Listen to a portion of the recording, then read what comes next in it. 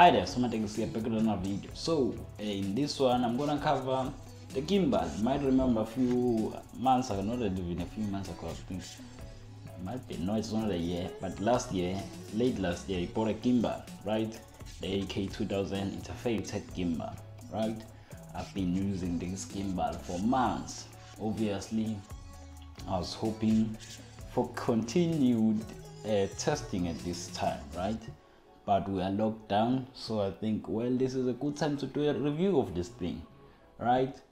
I will be reading on most sort of bits of this video, so I think this is the only portion where you see me, and I'll get to reading. Hopefully my laptop won't be so much noisy because I bring it close to me, close to this microphone and whatnot, right? So let's get to the review. First thing I'd like to talk about is the learning curve of this device. It's pretty steep. Took me a while to learn how to balance my camera and learn to use all the functionalities. A lesson I learned the hard way is that just because you have a gimbal, it doesn't mean that you have to walk like you're stomping a snake. I ruined a lot of footage because I thought the gimbal was supposed to do all the heavy lifting. No, you still have to do the ninja walk for best performance. Also, with the handling, have to slant the thing a bit so that all the axes can be engaged well. All these things are things that a veteran in the gimbal business would know. I didn't. I learned by making a lot of mistakes. Let's start with the design of the thing. It's made of aluminum alloy, which feels strong, rigid, and also means it's supposed to be lighter than steel. I didn't feel that. I think it's mainly because of the camera I use.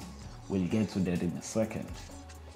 This thing obviously is made black with grey rubber in the handle area, buttons, and in the axes or legs, and has that red ring which makes it visually pleasing. I think it means luxurious or something like that.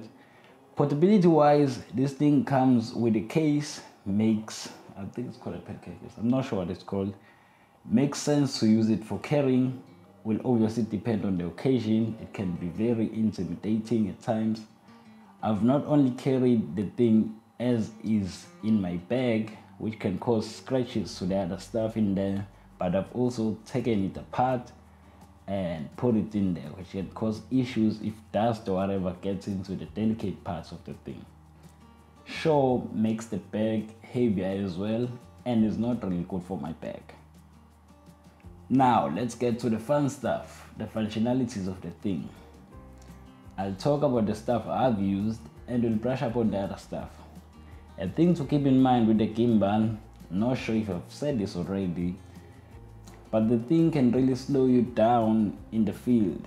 There's definitely avenues where shooting with the gimbal wouldn't be practical, especially when you're a beginner. You'll find yourself having to repeat a lot of shots and whatnot. Works great when everything works, but it really does, and it can really be a cumbersome addition to your workflow. With that out of the way, there's an easy to use touchscreen for going through the modes, which are horizontal, tilt, lock, and all follow.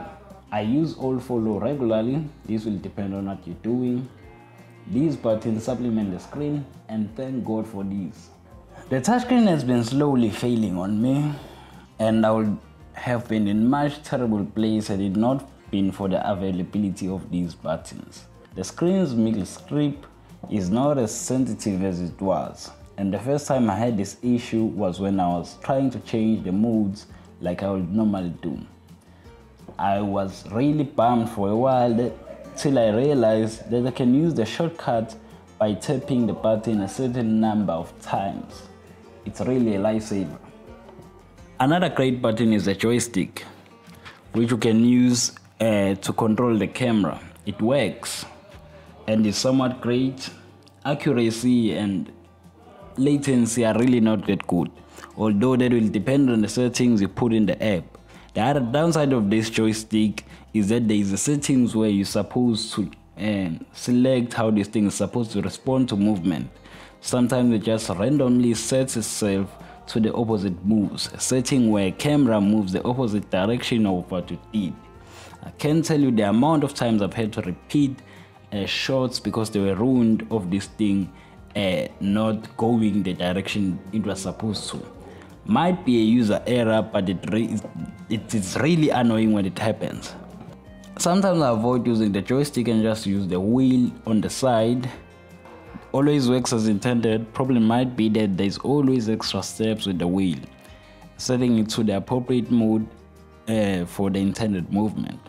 This wheel was made for focus rings and pulling focus, and I don't have that, so I've not used it for that purpose.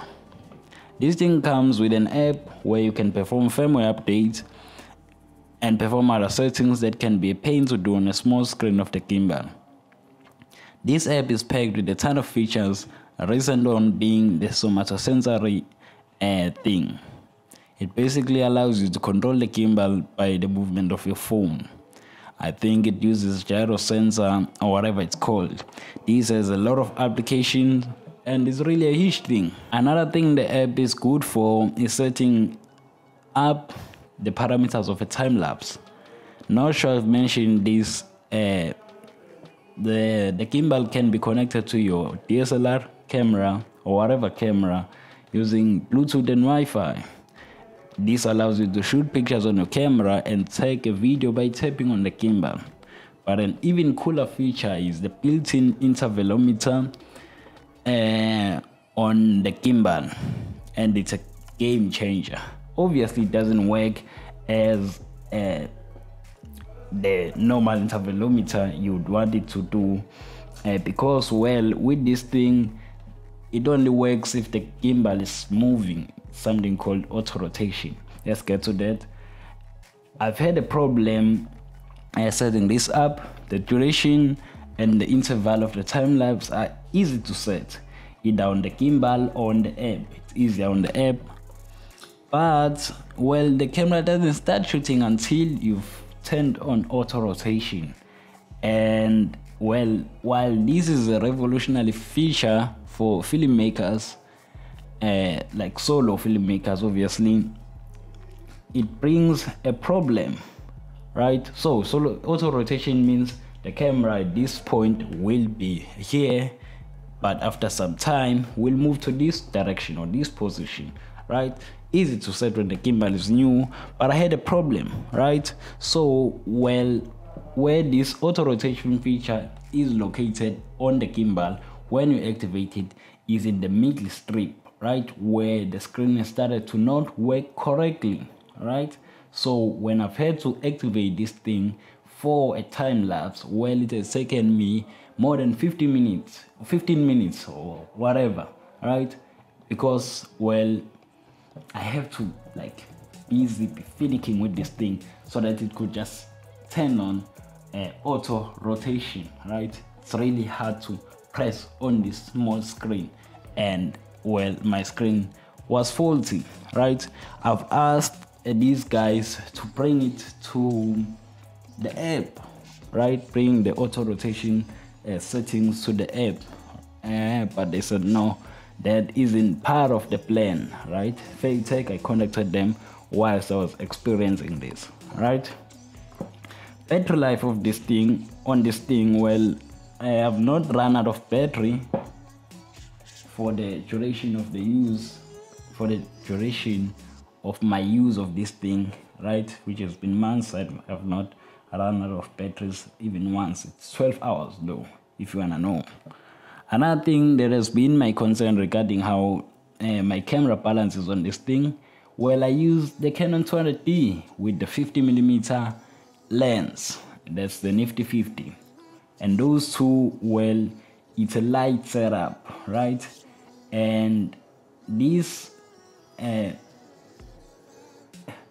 setup being light means this thing doesn't balance tightly on this gimbal. I think the gimbal requires something a bit heavy, right? That is why when I put on the kit lens, the kit lens is a bit heavier and the thing balances rigidly. You can feel it being part of the gimbal and being an extension of your hand, which is very nice, right? So make sure your setups are a bit heavy, right? I can't complain much about the lack of shake on my footage, and this device is very powerful, and it's going to depend on how skilled you are and what you want to do. In good hands, it's a beast and has done a lot for my videography business, right? Definitely a worthy investment for me. Obviously, would have liked to have not had the issues I've mentioned above and some level of waterproofing on the thing, right? So there you have it, the review of the gimbal. Hopefully I covered all the important parts of the thing. It's very long, can be extended using what? Using a tripod. It's a really great device to invest in. The footage you get off of using this thing really balanced. You can use this as somewhat of a drone if you just keep on extending it upwards and whatnot. A really great device, and I'm glad I bought it, right? Other than the issues I've had here, I'm really happy with my investment, right? Okay, that has been it. So much easy. Hopefully this was helpful in advising your decision into getting this thing. You should really get it if you wanna use the thing, but be ready for the lengthy and steep learning curve and somewhat stress in terms of using the functionalities of this thing, especially while starting. Other than that, well, this is a great device. That's been it. So much easy. Hope you enjoyed the thing, and I'll talk to you in the next video. Peace.